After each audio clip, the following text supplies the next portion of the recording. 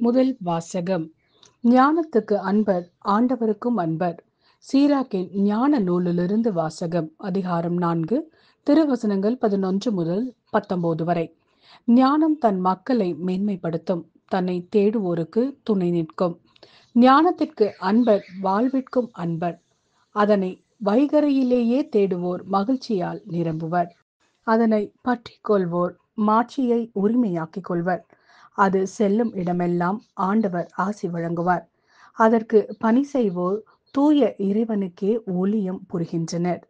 ஞானத்திற்கு அன்பர், ஆண்டவருக்கும் அன்பர். ஞானத்திற்கு பணிவோர் மக்களினங்களுக்கு தீர்ப்பு வழங்குவர். அதற்கு செவி சாய்ப்போர் பாதுகாப்பாய் வாழ்வர். ஞானத்தை நம்புவோர் அதனை உரிமையாக்கிக் கொள்வர். அவர்களுடைய வழிமரபினரும் அதனை உடைமையாக்கிக் கொள்வர். முதலில் அவர்களை அது கோணல் வழியில் அழைத்து செல்லும்.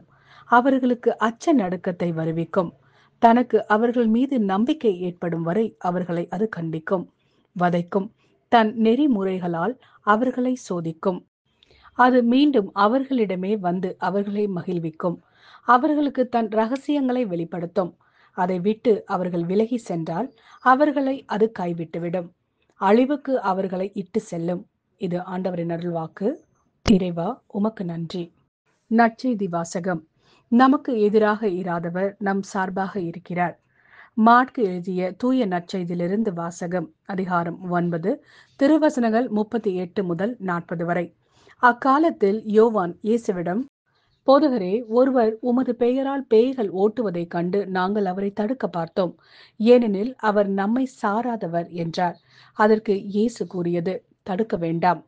ஏனெனில் என் பெயரால் வல்ல செயல் புரிபவர் அவ்வளவு எளிதாக என்னை குறித்து இகழ்ந்து பேச மாட்டார்.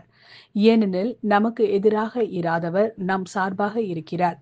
இது ஆண்டவரின் அருள்வாக்கு. இறைவா, உமக்கு நன்றி.